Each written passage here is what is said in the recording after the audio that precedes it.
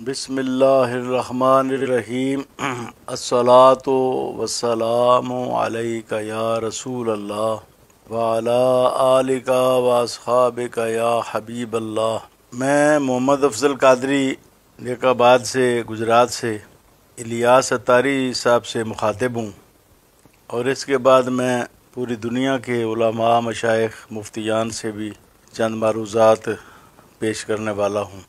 الیاس اتاری صاحب، آپ کا جو کلپ آج کل سوشل میڈیا پر پھیلا ہوا ہے یہ قرآن و سنت کے منافی ہے، اور اس میں رسول اکرم صلی اللہ علیہ وآلہ وسلم کی سنت پر حملہ کیا گیا ہے، صحابہ کرام کی سنت پر حملہ کیا گیا ہے، اور اس سنت کو ظلم اور تشدد کہا گیا ہے۔ غازیان اسلام کی آپ نے مخالفت کی ہے، جبکہ رسول اکرم صلی اللہ علیہ وآلہ وسلم سے لے کر آج تک کسی مسلمان نے کسی غازی اسلام کے عمل کو ظلم و تشدد نہیں کہا۔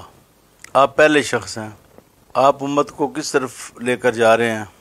رسول اکرم صلی اللہ علیہ وآلہ وسلم نے خود گستاخان رسول کو قتل کرنے کے لیے دستے بھیجے۔ حضرت محمد بن مسلمہ کو بھیجا، صحیح بخاری میں ہے۔ حضرت عبداللہ بن عتیق کو بھیجا، صحیح بخاری میں ہے۔ ابن قتل خانہ کعبہ کے پردوں میں پناہ لیے کھڑا تھا، کہا گیا کہ ابن قتل متعلقم باستار الکعبہ، خانہ کعبہ کے پردوں کے ساتھ لٹکا ہوا ہے، تو فرمایا قتل کرو اس کو۔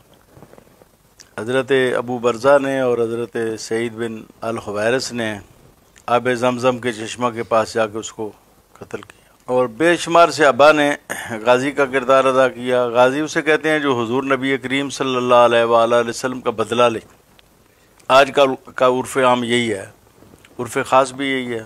آج کل غازی اسے کہتے ہیں جو نبی اکرم صلی اللہ علیہ وآلہ وسلم کا بدلہ لے، یعنی سب سے بڑا غزوہ کرے، سب سے بڑی جنگ کرے۔ کیا آپ نے نہیں پڑھا سنا؟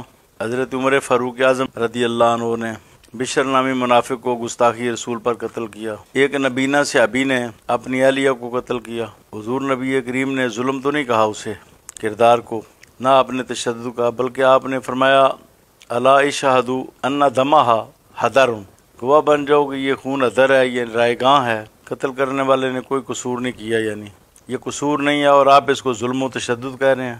حضرت عمیر نے اپنی بہن کو قتل کیا۔ حضرت علی المرتضیٰ روایت کرتے ہیں کہ ایک شخص نے ایک عورت کو قتل کیا جو حضور نبی کریم علیہ الصلوۃ والسلام کو برا بلا کہتی تھی، صلی اللہ علیہ وآلہ وصحبہ وبارک وسلم۔ حالانکہ عورتوں کو، مرتد عورتوں کو بھی قتل نہیں کیا جاتا، نہ جنگوں میں، لیکن صحابہ نے عورتوں کو بھی قتل کیا۔ صحابہ نے ان کو بھی قتل کیا جن سے عمل کا معاہدہ تھا۔ بے شمار واقعات ہیں۔ پھر دور خلفائے راشدین میں حضرت حذیفہ فرماتے ہیں ایک شخص نے حضور نبی کریم کو گالیاں دی، میں نے کہا کہ میرے باپ کو گالیاں دے لو، آپ کو نہ دو۔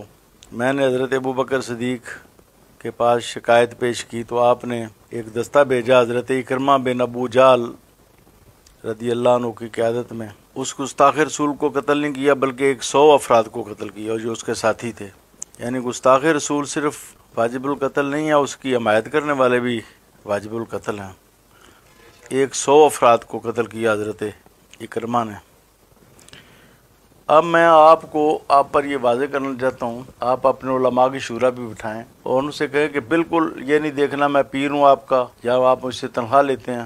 آپ نے ان کو کہنا ہے کہ جو شریعت اسلامیہ کہتی ہے نا، اس کے مطابق وہ فتویٰ دیں۔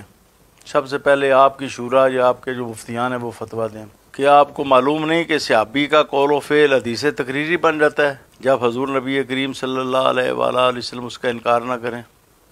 اور آپ نے اس پر کوئی انکار نہیں کیا بلکہ تائید کی ہے، اور یہ تو حضور نبی کریم کے اپنے عمل کی طرح ہے، اپنے قول کی طرح ہے، صحابہ کا قتل کرنا ماورائے عدالت۔ اور آپ سنت صحابہ کو جو معیدہ ہے حضور نبی کریم علیہ الصلوۃ والسلام کے ارشاد مبارکہ سے، ارشادات سے، اس کو آپ ظلم کہہ رہے ہیں، تشدد کہہ رہے ہیں، اس سے آپ لا تعلق۔ آپ غازی ریاض اتاری سے تو نہیں لا تعلقی کر رہے، آپ کردار سے کر رہے ہیں لا تعلقی۔ وہ کردار جو مسنون ہے، سنت ہے اور صحابہ کی سنت ہے، اور حضور نبی کریم کی اپنی وہ حدیث بن گیا، کردار حدیث تقریری بن گیا نا۔ تو سنت کی توہین کرنے سے کفر لازم نہیں آتا ہے، اس پر فتویٰ دیا جائے کہ سنت کی جو شخص توہین کرتا ہے وہ کافر ہوتا ہے کہ نہیں ہوتا، وہ دائرہ اسلام سے خارج ہوتا ہے کہ نہیں ہوتا۔ اس پر میں سب سے پہلے آپ کے مفتیان سے کہتا ہوں آپ فتویٰ دیں، میں ابھی فتویٰ نہیں دیتا، میں سوال کر رہا ہوں۔ نمبر 2، پھر آپ نے لا تعلقی، اس کردار سے لا تعلقی کا اظہار کیا ہے، جو ایسی سنت سے جو کہ تحفظ ناموس رسالت کی سنت ہے، سے لا تعلقی کا اظہار کرے، اس کا کیا حکم ہے شریعہ۔ پھر 2 ہیں آپشن گستاخی رسول کو بند کرنے کے، اس پر علماء غور فرمائیں، اور آپ کی شورا بھی اور آپ کے مفتیان بھی، اور آپ بھی خدا رہے اس پر غور کریں۔ ایک آپشن تو یہ ہے کہ حکومت گستاخ رسول کو سزا دے، قتل کرے۔ آج تک پاکستان میں تو کوئی قتل نہیں ہوا، 2000 سے زیادہ مقدمات درج ہو چکے ہیں، اب اس سے بھی زیادہ ہوں گے۔ جس کو سزا ہوئی نیچے اوپر جا کے اس کو بری کر دیا گیا، باہر سے آرڈر آئے، حتیٰ کہ جو پادری ہیں اور پوپ ہیں نصارہ کے، ان کے احکام آئے، ہمارے حکمرانوں نے کہا جی پوپ کا آرڈر آ گیا اس لیے ہم مجبور ہیں، ہم ان سے گرانٹی لیتے ہیں، قرضے لیتے ہیں، مراد لیتے ہیں۔ آج تک کسی کو سزا گستاخ رسول کو نہیں دی گئی پاکستان میں۔ اسلامی ممالک کا بھی یہی حال ہے، انڈیا میں کیسے سزا ہو سکتی ہے جب پاکستان جو اسلامی ملک ہے اس میں کسی کو سزا نہیں دی گئی؟ تو یہ سزا جو ہے یہ انہوں نے معطل کی ہوئی، جیسے یزید نے شرعی حدود معطل کر دی تھیں، تو حضرت امام حسین نے فرمایا کہ کیا انہوں نے حدود کو معطل نہیں کیا؟ ہمارے حکمرانوں نے حدود کو معطل کیا ہوا ہے، اور یہ جو حد ہے ناموس رسالت کے قانون کی خلاف ورزی کرنے کی، اس کو تو انہوں نے معطل کیا ہو۔ دوسرا آپشن جو ہے غازی کا ہوتا ہے، مسلمانوں میں سے کوئی شخص غیرت ملی کا مظاہرہ کرتے ہوئے گستاخ رسول کو قتل کرے، جیسے حضرت عمر نے قتل کیا، نبینہ صحابی نے قتل کیا، حضرت عمیر نے اپنی بہن کو قتل کیا، اور کئی صحابہ نے، دور خلفائے راشدین میں بھی ایسے ہوا، آج تک ہوتا رہا، مغلیہ دور تک، بہادر شاہ ظفر تک یہ ہوتا رہا۔ آج تک کسی عالم نے، کسی پیر نے، کسی تحریک کے بڑے نے، کسی اسلامی جدوجہد کے بڑے نے اس کو ظلم نہیں کہا۔ جو آپ نے پہلا دروازہ کھولا ہے اس کو ظلم کہنے والا، تو میں آپ سے پوچھتا ہوں کہ کیا آپ گستاخی رسول کا دروازہ نہیں آپ نے کھول دیا؟ اس کا آپ جواب دیں۔ جب قانون میں بھی سزا نہیں ہے، ملکی قانون میں بھی، اور غازیان اسلام کا کردار بھی آپ بند کر رہے ہیں، اپنے مرید کو شاباش دینی چاہیے تھی، آپ اس کو کہہ رہے ہیں اس نے ظلم کیا، تشدد کیا۔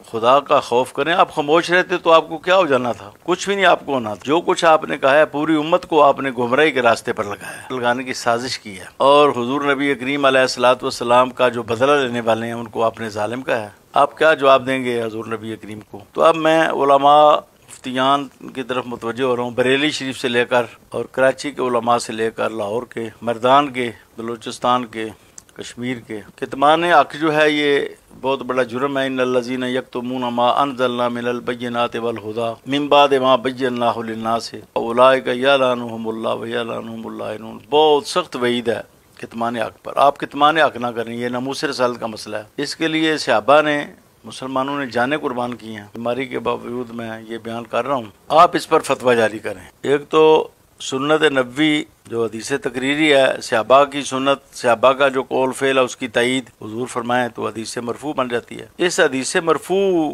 میں جو کردار ثابت ہوتا ہے مسلمان کا، اس کردار کو ظلم کہنا جو ہے، کیا فتویٰ دیتے ہیں علماء دین، کیا فرماتے ہیں علماء دین و مفتیان شرع اس مسئلہ کے بارے میں؟ یہ کوئی بات نہیں کہ کوئی چھوٹا آدمی بات کرے تو اس پر آپ فتوے دیں، اور بڑا کرے تو آپ خاموش رہیں۔ یہ تو وہ بالکل بنو اسرائیل کا طریقہ ہے نا، اذا سرق فیہم الشریف طلقوا واذا سرق فیہم الضعیف واقاموا علیہ الحد۔ آپ نے فرمایا بنو اسرائیل اس لیے تباہ ہوئے کہ بڑا آدمی چوری کرتا چھوڑ دیتے، چھوٹا کرتا تو اس پر حد جاری کرتے۔ پوری دنیا کے علماء سے میں استفتاء کر رہا ہوں کہ وہ اس موقع پر خاموش نہ رہیں۔ یہ حضور نبی کریم کی گستاخی کا دروازہ کھولنے والی بات ہے جو الیاس قادری صاحب نے کی ہے، اس پر آپ خاموش نہ رہیں، اس پر فتویٰ چاہیے، اس کا حکم شرعی کیا بنتا ہے اور اس کی توبہ کیا ہے۔ اللہ تعالی ہم سب کو حق پر قائم رہنے کی اور حق کا ساتھ دینے کی توفیق عطا فرمائے۔